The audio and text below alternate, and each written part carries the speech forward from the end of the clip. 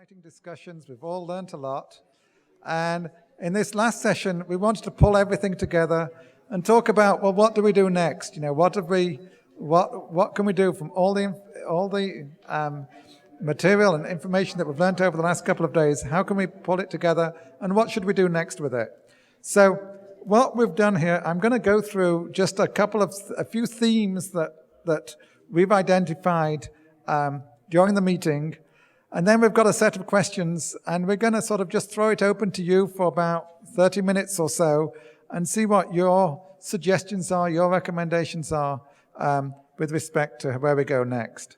So with the themes, some of the themes that we've heard during the last couple of days. When we heard the presentation from Dr. Mashelkar, it was really a lot about inclusive innovation. And by inclusive, it means inclusive of all the stakeholders, not just the technology developers, not just those that come up with the ideas, but the users, and all the other people who are involved, all the other stakeholders that are involved in the innovation process, all the way through to the end use. What are the sort of criteria that we're looking for as we look for solutions, technical solutions for the developing world? Affordability, but with excellence. It's still got to have a good functionality.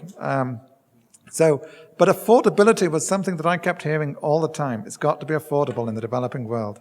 And it's also got to be accessible. It's got to be equally accessible to everyone.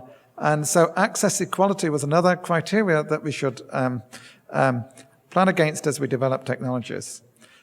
Another theme that came through for us was that we heard lots of technology solutions, lots of suggestions, but you can't just develop a technology solution in isolation. It's going to be part of an integrated energy system. And so you've got to think of how it fits into an integrated energy system. Distributed versus centralized systems. We know that sometimes the infrastructure just isn't there. So sometimes centralized systems won't work. So as we think of solutions, we've got to think, well, does it make more sense to just look at things as distributed?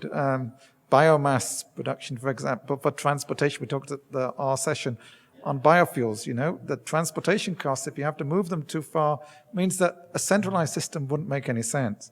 So there were lots of cases where distributed makes sense much more than centralized systems, and sometimes vice versa. Another theme is it's not just energy, but it's what it enables. Okay, so energy is a means to improving the quality of life, enabling certain things in the lives of the users. And there needs to be education for the users of those energy systems. And it's education in terms of technology, planning, organization. You can't just give them an energy system and expect them to use it. They need to be educated about it. Innovation, we talked a lot about innovation, but it's not just the technology. It's in all the aspects. Again, in the planning, the organization, in the policy development, and so on. We need innovation across many aspects of it. Okay. And another one is that we need to consider both rural and urban needs. I think we had a lot of discussion about rural applications, but there's also the urban needs and the need to sort of come up with solutions for people who live in urban areas. So there are probably lots of others as well. These are just a few. And so we just wanted to sort of outline those as a way to sort of initiate the discussion. And so we've got a set of questions, and I'm going to go through all the questions, then maybe we'll sort of try and address them one by one. I've really got 3 sets of questions. And the first question is, can developing countries leapfrog to more environmentally sound, lower-cost energy technologies that improve public health and well-being, as well as the overall quality of life? Can we leapfrog? I think the key word there is leapfrog. How can we manage to take what we know from the developed world, take what we can develop with new technologies, and leapfrog to a better quality of life? Number 2, what would it take to achieve this? And there are lots of sub-questions here. How can we most effectively have impact? In what areas should we be seeking these new technology solutions? What criteria should we set? What kind of partnerships are the most effective? What are the next steps that we should take? And I would look forward to a good discussion on some of those questions. And then finally, we ask a question, more general sort of question, what overall advice would you give to GCEP as we look for, as we're looking to find technology solutions? What sort of advice would you give us at an overall general level? So with that set of questions, I'm going to turn it over to Pete, who's going to moderate this discussion for the next 25 minutes or so. Okay, just a couple of personal comments.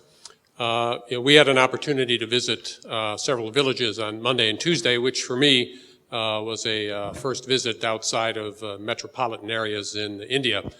I've been here a little over a year, and my family asks what sites I've seen in India, and I tell them, well, I've seen the Jamnagar refinery and the Hazira plant and the Baroda plant, but this was one of my first ventures outside of business travel. And a couple of things that struck me that I'll definitely keep in mind as I go forward. When we ask people, what's your number one need? If you could change something, what would it be? And the number one answer was always water. Okay? And now that may be different than somebody living in the rainforest in Brazil who may not need water as badly. But I think in every region there's going to be something like that. None of them said they needed cheaper energy or sustainable energy. So what was clear is that it isn't energy, but it's what the energy can do, and what can it do in that environment. So I've been going along thinking about energy, which is important, but I really need to think beyond that. What am I going to do with the energy? The other thing I learned is I have two strikes against me. Okay, strike number one, I'm an engineer. So as an engineer, I see everything in the world as a problem that I need to solve, right? And I should have learned this lesson from my wife. She'll tell me some problem, and then I'll go on to tell her how to solve the problem, and she says, I just want somebody to listen to me. I don't need you to solve every problem I've got, right? So I still haven't learned that lesson.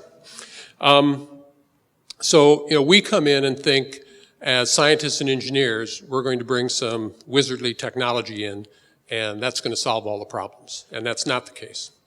The second strike I have against me is I'm an American. And what I mean by that is, in America, there are some things we know. We're the greatest country in the world. Our system is the best. We know how to do everything the best way, right? Or at least that's what we think. So, we kind of come in with a preconceived notion of, well, how would this technology work in this village environment? But it became very clear to me that the way that technology will actually be brought to bear and have value is going to be unique to every country, to every village. And so I think that problem, I think, is at least as big as the technical one.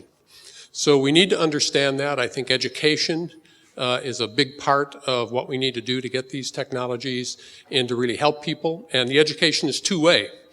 We need to teach them about the technology, how to manage it, how to use it. They need to teach us about the environment in which they're living and working so that we can adapt what we've developed for that. So those were a couple of the big takeaways that I had. So with that, we have some time for any general comments or observations.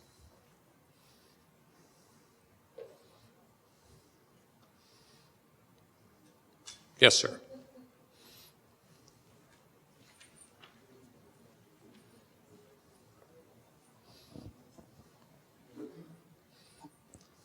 First of all, thank you very much. It was an excellent format of seminar. The first day, first half, the NGOs came, and most of the NGOs as well as our scientific geniuses. And they gave us not only about their experience, they gave us some perspective about rural requirement and how they tried to solve it in the past. Second half, of course, was with Stanford, very reputed institution. And they did exactly what they were to do. They opened the frontier of knowledge. That is their basic fundamental job. And they very dispassionately told what they are doing. And that exactly fits them.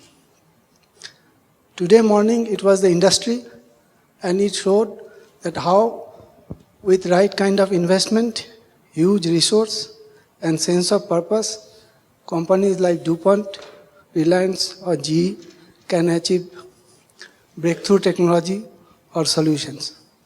And then afterwards, we tried to integrate these three streams of knowledge or the three streams of idea to find out some solutions. And I'm sure it was the right approach, first of all, the seminar format, seminar participants, and what we try to do.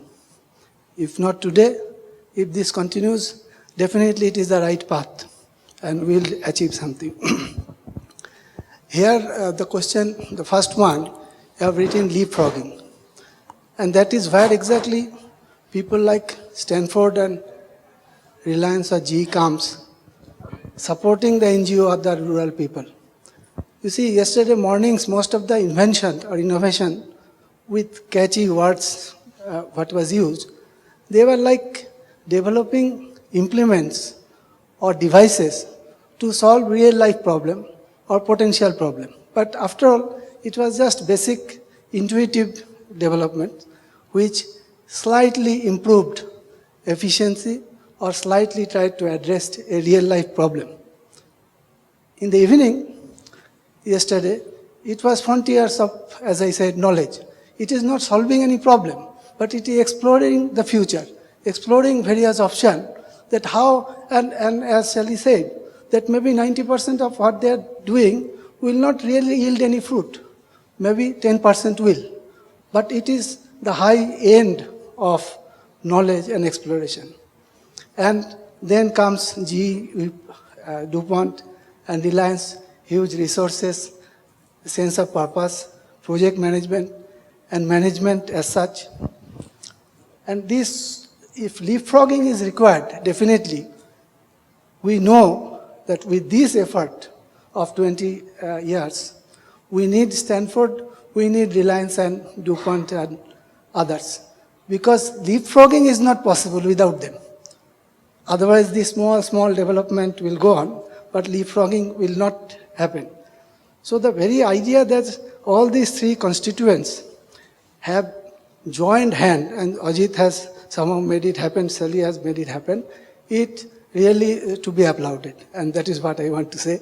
And future, if we are together, definitely something nice will come up. Thank you very much. Thank you. Thank you. It's over here, and then over here. Yeah, leapfrogging is a very noble goal, but I don't think it will happen very fast. And as an engineer and running an NGO, I will talk about what kind of partnership, and I'll immediately ask that I would like to have a couple of very bright students from Stanford coming to our NGO, because I think these bright kids, when they are sensitized to the problems of rural India, there will be wonderful solutions that will come. And this is a long process, but if it starts, it can happen, and a lot of things will come out. Okay, thank you. And back here.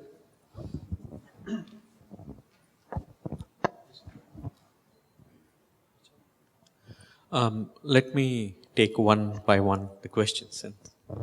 I think let me start with what criteria should we selecting for research most promising. So what we saw most of the time were sort of localized problems. I mean, they were not really localized, but in a bigger concept, a water problem or energy problem or fuel problem and so on. And when I looked at all these systems, I see basically networks. I was having a talk with one of you guys, and there's an energy network. Practically everything is an energy network. You can call it electrical energy network. You can call it a fuel network. Transportation is also a sort of energy network. And we don't have tools, we don't have models, we don't have a proper understanding of all these networks interacting with each other. And they do interact with each other. We don't have a way of visualization. So if a grand challenge had to be looked at, is trying to get a platform where experts from various streams come together and start working on developing these models where we start seeing the interaction of each of these things. So that's a platform which will allow us to measure the problem, quantify the problem in terms of different energy network, and also measure the performance. That will probably give us an indication of where are the critical points within these networks where they interact, which has a maximum impact. So that goes back to the first question, how do we identify the impact? Second part is that once we have this type of a system, it could be India, it could be any other country. So, and each place has its own unique features. So there has to be within the system, when you start simulating or optimizing, the social behavior or climatic conditions or whatever resources become the constraints for that system. And so that could be something which one can look at in a bigger group as a platform, as a grand challenge towards this. Okay. All right. Thank you. And then over here. Yeah, this is PJ from Singapore again. So I just had a few comments. The first is that I think one key takeaway from this seminar so far is that in addition to the technology, I think also Dr. Homi also said that business model also is quite important. And I think that we are making a distinction that might be a little bit too focused on semantics. Because if you think about it, technology is nothing more than sometimes a physical encapsulation of a good idea. And business models are very often the same thing. It's just the idea of how do you get other good ideas and packages out to clients and so forth. So I think that would be one thing that is important to look at if we are addressing some of the big problems here. The other one would be that I would say the second point would be that in addition to technologies and business models, the policy is also quite important, the policy environment. And I think that it's not just about government when we think about policy, but it's also about companies like Reliance, as a corporation, Reliance Foundation, like which corporate priorities. And when Mark was talking about the request for proposals, they could come from foundations like Reliance Foundation, for example, for water solutions that can be applicable for the rural countryside. As our GE counterparts have left, but Arjun was sharing that a lot of the solutions for water purification already are in the market. The challenge really isn't about that. The challenge is how do you get that technology down to a cost that you can get it out to the marketplace. So maybe that's a scope for a request for a proposal there by Reliance Foundation. The third one would be in terms of people are quite important as well. And by this, I mean, it's not just, when you talk about the importance of business models and all this, we need to have the exposure of people to different thinking. We need to I was talking to Benny about this, we need to break people out of their silos. Like when DP and Reliance Foundation brought the Stanford guys to see the countryside and the villages, that's the kind of exposure that you have to do and we have to do more of. To actually be able to develop more solutions to help the countryside. So organizations also like Engineers Without Borders, that could be something that GCEP could work with in Stanford as well. It's just a thought. A last additional point would be that we have been very much focused on technology, very much focused on helping the poor and so on and so forth. One thing to maybe think about would be if we were to also factor in possible economic unintended side effects. Like if we were to raise the income levels of all the people in the countryside, what about the inflationary impact of this on local contained economies? Would this price other people? Would this create further income inequalities? These are second order questions that are not trivial and potentially have large impacts that might also need to be considered. Just my few cents. Okay, thank you. See, it's go in the back and then over here. Hello. I would also, first of all, like to acknowledge the comments that were made by a lot of other people. They're similar to what I had wanted to talk about. But one of the things is, I also have an engineering background, but then went into management. One thing I realize is as engineers and scientists, we are always trying to optimize a solution. We are always trying to find the best solution. Sometimes it may not always be the best that is the one that's required.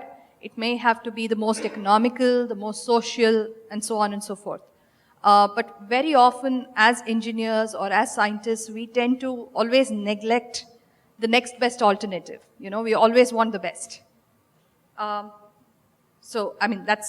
just a thought.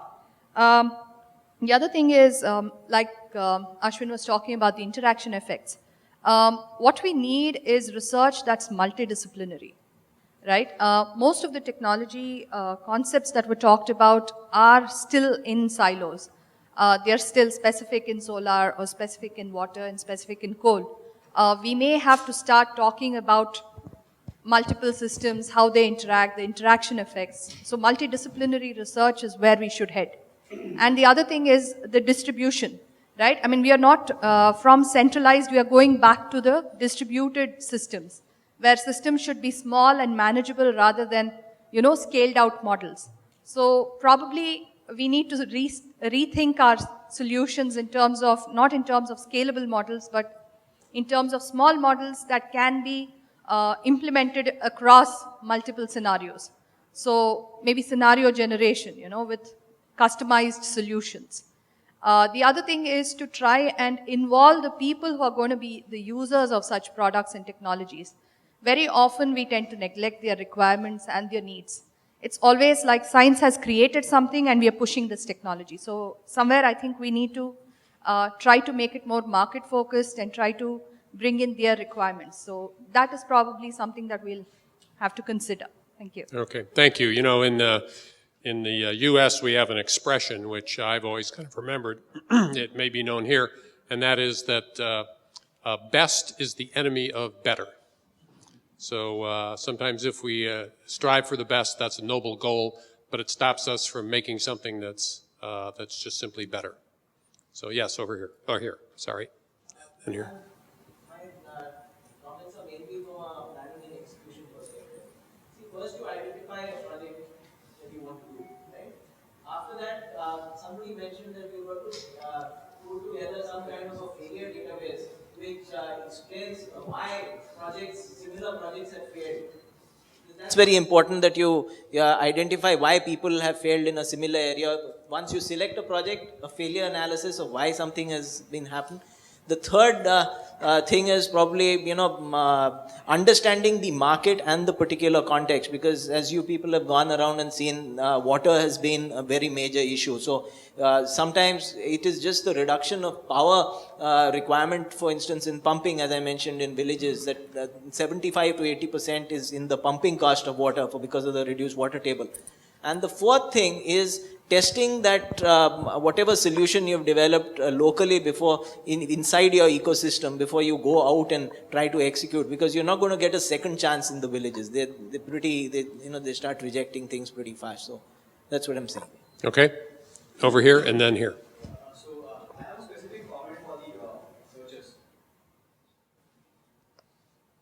So I have a specific comment for the researchers from Stanford. So it's been pretty great interacting with them. But I think currently the way I just had an understanding of the way the research is being done is more top-down. So you start with an object of pushing the boundaries of research by thinking of publishing in a journal, and then you try to find out if there are some applications of that, and then just try to go and implement that in the field. So I think instead of following that kind of process, which in the end, I don't know how much of application will be coming out of it. I would just make a suggestion to them that probably try to start with the problem first, identify the problem first, because we are saying, issues of interdisciplinary research and all these things are coming up because we are starting from the fact that, it's physics, science, engineering, all that stuff. So the moment you start with the problem first, then automatically you will be looking more at solving the problem with its various dimensions. So, sensitization to the problem from its various dimensions is more important rather than trying to do some research which is more theoretical in nature and then trying to come down and implement that. So that's a specific comment for them. Yeah. Problem definition is, of course, a big challenge in all forms of research. And getting the problem defined right. Obviously, if we have the wrong problem, we come up with the wrong solution or an extraneous solution. Sometimes the solution can actually be harmful. And, a man that has a hammer, everything looks like a nail, right? So, along with that, yes. Like in the case of a country like India, maybe you're an American, so you have a better sensitization to it right now. There are a lot of softer issues which are involved, as Emily was there in one of the groups. So I think Charles asked, how do they do the tapping or hooking from the power things? It's really simple, but for a lot of people there, it's not that simple. So you start from that point, then you will be able to understand, if you put yourself in the shoes of the end consumer, you will get a sensitization of that. Mm-hmm. But if you start from the fact that, okay, you want to write an equation which is going to get published in the Nature, then getting down to that level is, Yeah. good luck with that. Thanks a lot. I actually deliver a whole one-day lecture on this topic of understanding, what customers want. And basically, what I've concluded is they don't care about the thing, but they care about the functionality the thing delivers. So if I have a phonograph, a tape player, a CD player, and an iPod, the primary function of all of those devices is to play music. But as that evolved, each generation delivered the functionality to harmful effects and limiting contradictions. So understanding, what is the functionality that people want and need, how is it being delivered today, that provides us the insight to define the problem properly and make the right changes. Okay, over here and then here. I would only comment on point 3. What criteria should we set for selecting the research with the most promising potential? This is also based on what Mr. Rajvanshi said yesterday. The time is fast running out for, of course, some breakthrough research is welcome, but time is fast running out. India in the next 5 years primarily faces 3 problems. One is we have 100 to 150 million people entering the workforce. All our export markets are slowing down.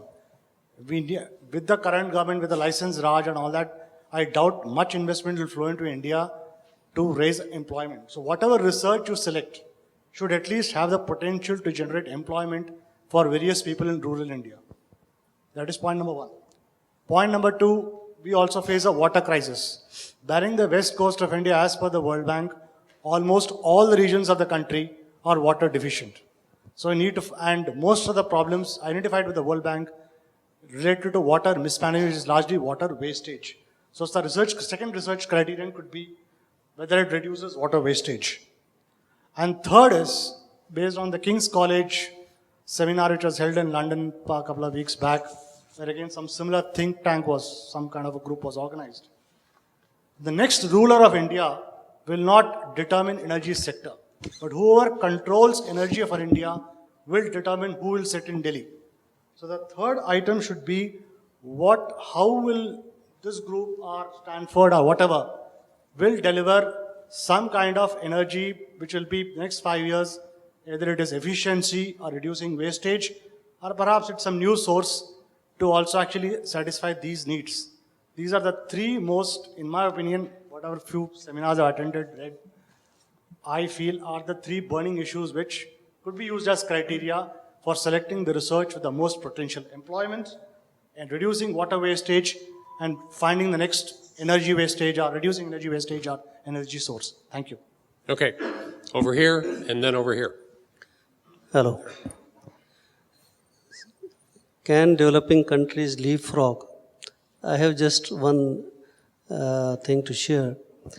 Going by the experience of leapfrogging in fuel specifications, we have invested in excess of about $12 billion in the last 10 years in India for going to Euro 3, Euro 4 specs. As I mentioned earlier, because we had that as a reference point to leapfrog. But if you see the species analysis and source apportionment study for Mumbai,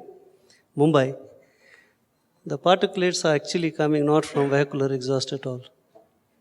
The major share is coming from construction and industrial sector. Now, if we follow the same analogy of leapfrogging further to going to Euro 5, 10 ppm and others, the risk we run is, as a poor country, we have limited resources and we are not doing cost-benefit analysis and seeing how does our ambient air quality improve with the best investment in the appropriate silos that actually demand that investment. One area, in my view, where Stanford can actually help a country like India is in rank ordering and modeling with all the options that we have in terms of what would be the overall impact on public health, well-being, and whatever you have written there. And then tell the country as a whole as to this is the next 20, 30 years scenario. Coming from that, the area then I would think, I'm just focusing on the fuel side. What would be the research area where I see most promising potential is it was emphasized earlier in the breakout session, you have 90% of vehicles will never retire in India. We don't throw old vehicles. By compulsion also, you will find a way to get it registered out of Bombay. You will go outside the Bombay and then fly in Bombay. So there are innovative, creative ways of doing that. Is to actually focus research on, I like that sootless combustion.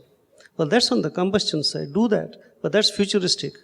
What we need to do is after treatment devices, diesel particulate filters. Can we develop after treatment device which works on, say, a higher level of sulfur, maybe 50 ppm. We have enough hydro treating capacity in the country to actually lower sulfur, but tinker with other specifications, as Ajit was also referring. And then that's the way you will see what you said, big impact. And as was that Dr. Ramanathan yesterday, he said the impact of black soot and others, which is very, very 10 years, rather than having greenhouse gases which have 100 years. We have still time on CCS. We have still time on CO2. But we can actually show visible, and that's where people will see visible progress. Thanks. Okay. Sorry, just one last point. Okay. Having said all this, the centrality of the issue of pricing cannot be underestimated. Many speakers yesterday talked about kerosene chula and designs and all that. I must share, actually, why kerosene? You can actually give everybody LPG. What's the problem? Problem is, when you make LPG in a refinery in India today, you can't even recover cost of crude oil, because landed cost of LPG that you can recover is 80%, 70% of Saudi CP price.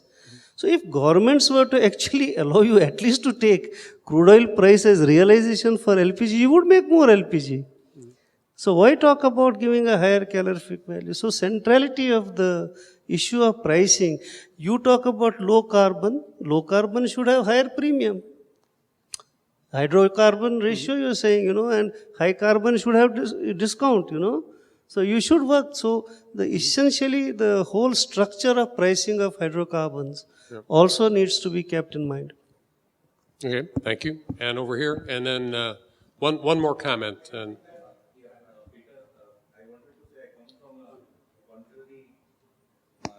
quite the contrary context to yours. You mentioned about engineers tending to find solutions for problems. I am a development worker who tends to find problems for every solution. We should get together. So I think we'll get. My points are limited to rural renewable context, and more in terms of trying to highlight opportunities for GCEP. First and the foremost, I would say, if we are looking at rural renewable in the context of sustainable and self-reliant, then we need to look at energy not as a standalone, but energy as a subset of local ecosystem. And energy needs to blend itself and find its level within the homogeneity of that ecosystem. And I think a lot of work can be done on generating those alternatives or opportunities. Secondly, I've been here only from today morning. I've been hearing this thing about low cost, affordable, least cost, and as a business proposition. I think if we look at any business, any greenfield area, there is a development investment which never gets factored into the viability of the business. And if we are looking at renewable energy in the rural context, we need to find where does that development investment come from. It doesn't need to be looked at as a cost or affordable. It's an investment to shift a certain paradigm and to move to a different one. The third part is about what kind of partnerships are most effective. I think if we are looking at partnership in the same rural renewable context, we need to look at the user community and look for partnerships where they have an equity as a stakeholder. And it's that equity which will leverage or drive the ownership and the alternatives further. It will strengthen it. If we are looking at it purely mercenarily from a market perspective, then that particular very big segment is not going to be there for a long, long time to come. Lastly, I've also been hearing about, in today's context, that we're looking at this from a market point of view. Where does it exist? Where does the opportunity exist? I think we should be looking at energy technologies as creating new avenues and new markets. And that is where the opportunity lies, because there is a lot that's going to be possible in terms of an earning or something coming on board for the community or the household there, which when spent becomes part of the market. But initially, it's not a rupee which exists there. So if we are looking at tapping that rupee which doesn't exist and make it fly outside, I think, again, we've retarded ourselves even before we start. Thank you, and that was the Okay, time for two more questions. We'll do Bani and Homi. I just wanted to reflect on how special these few days have been. I think it's remarkable to have the diversity of people that have collected in this room. I can't remember when I've been in the room with this density of insight, intellect, and purpose. And for me, it has struck a chord on several levels. I think I leave edified and sensitized to many issues. I think we've identified some really exciting directions and principles. And I think the fact that the last slide is questions rather than answers is terrific. But such a collection of people makes me wonder about why we are not leaving with the conviction that we just can change the future of the country. Because a fraction of this intellectual horsepower have changed countries in the past. So it would be great to somehow, at least as a follow-up, not just leave with the principles and embed them in our own universes, but also leave with the unique collective power that now resides in this room. Okay, thank you.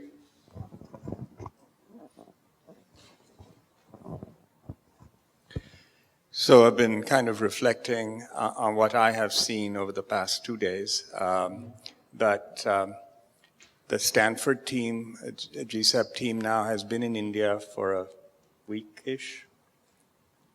You've had a chance to go around. You've had a chance to visit various places, the rural areas. You've had a chance to talk to this kind of audience. And I am sure in that process, as Bani said, there are a lot of revelations that you've had. In my mind, it depends what GCEP wants to do in an emerging market. If you are interested in solving the needs of the emerging market, there are a whole bunch of needs that can be solved or can be addressed, I should say. If, on the other hand, your interest and your objectives are to do breakthrough kind of research, which is extraordinarily important, by the way, then it's a different question. And you have to think about what you want to do. And there is no question in my mind that there are enormous amount of problems we can solve. No question in my mind, GCEP's talent and capabilities can help us solve these problems. It's a matter of what you wish to do and where you wish to apply your focus and thrust. You've had a history of approaching fundamental problems and doing extraordinary work there. And you can continue doing that. If you want to resolve and help solve emerging market problems, that's going to be a different approach. And so I kind of leave that back to you and ask you to introspect and find, and try to come to that answer. Okay. Yeah. Can you? Thank you. Can you just here, Prashant? This is Prashant here from G. To say that still G is here. Yeah. I just want to quote an example to you how G works, and maybe it will be useful information for the GCEP. we looked at the problems in two types. One is a pure research, which is going to come 15 years from now, 20 years from now. We do same way what you described, science, physics, and then develop an application and so on, and then look at where can I deploy? Can it go in healthcare? Can it go in energy? Can it go in aviation? So that's the way we do development for the 15, 20 years ahead. The other sector of what we look is what needs to be done in the next 10 years, next 5 years. That is more of an industrial research which happens. So my suggestion to you is maybe all the research work, what we talked yesterday from Stanford, is probably towards the larger goal of long-term research. But it would be important if you can also focus on to say, next 5 years, what are the immediate industrial research-related activities that needs to be lined up, connected to the more of an industry. And that can be done more you being in the field and talking to the industry, talking to the, as you did yesterday, and visiting to some of the villages and so on, collecting those input. That would give you what needs to be done in the next 5 to 6, 7 years. They may not be pure research of a long term, but they are immediate problem-solving issues where industry needs help. As a GE, we do have intellectual people who have worked on it, but if Stanford kind of an institute can come and support us on some of these problems, which can be solved for the next 5 years, that's great. So we can give you a list of issues which we think are the immediate solution that can be done. And my view, if you ask me, there are enough technologies today which are already there. It's a question of resolving in A, B, C, D, I have to resolve the C and D for technology A. In a technology B, maybe there are some other problems. So those identification of those minute granular problems in each of the technologies and resolving them in the next 5, 6 years, you can make the developing countries to make a leapfrog. That's what I'm thinking so. All right. Well, ladies and gentlemen, I apologize that we've run out of time. I would like to continue this discussion for quite a while. I think we would benefit greatly from it. But we do need to get to the concluding remarks. So my personal thanks, and I'll turn this over to Sally.